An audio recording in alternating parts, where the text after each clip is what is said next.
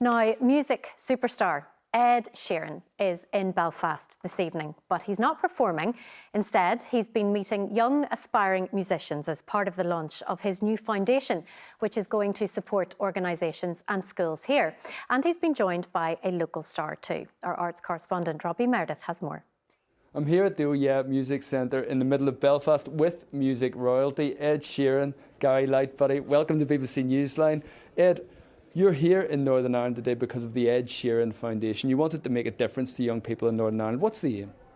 The aim is basically when I went to a state-funded school and I had a great music teacher and I wasn't good at any other subject apart from music, and it was the only thing that sort of gave me value in myself when I didn't feel clever in other subjects, and obviously it ended up being my career path.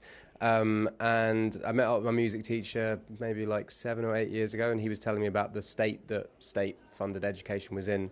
So I started doing stuff locally for my school and other schools, and then as the more and more that I've done, I've seen it's not just state schools, it's also like so many other grassroots music hubs, or like anything to do with music in the UK is sort of seen as not important. And I feel like our main export that we're proud of, because there's lots of exports we have, but what people shout about and what people love and our soft power in the world is the arts. You know, it's films, it's music, it's art, and it seems weird that no one's putting any importance on the next generation and where the next generation is going to come from. And I know that Gary does a huge amount in Northern Ireland with young talent, so I contacted Gary, and he has set up a day of us going around and basically pledging money to grassroots things to help keep running, and it's amazing. Like, we spent the day here and it's been just such a buzz coming to see so much young talent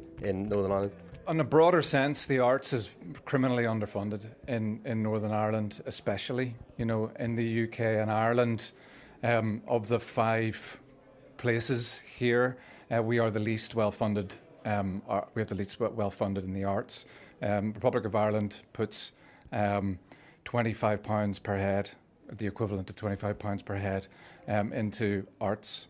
Wales puts £10 per head into the arts. Northern Ireland only puts £5 per head in the arts, so we're already well down that list. And we also have a lot of schools that don't meet the criteria for getting support for their music and arts departments, and that is also something that needs to be fixed, and that's at governmental level. We need to put pressure on them too. But what Ed is doing is an extraordinary thing, because no one else is really doing it, UK-wide, and also including Northern Ireland. We never get included. It's amazing that he's included Northern Ireland and made Northern Ireland a priority as well. So obviously the foundation wants to help young people, but what advice have you been given to the young people you've been speaking to in Belfast today? Don't be afraid of failure. All of us have failed thousands of times to get to where we are. I've learned nothing from achievement at all. You achieve something because you've failed and you've learned and you've failed and you've learned, and it's all about picking yourself back up after failure, because we all have it. I mean, how long did it take for you guys to have your first hit? 10 years. There you go. Look, Ed, Gary, appreciate your time. Thank you very much, because I know you've had a very busy day. Catherine, it's back to you. Oh, lucky Robbie getting to meet Ed Sheeran, and seems like a stand-up guy.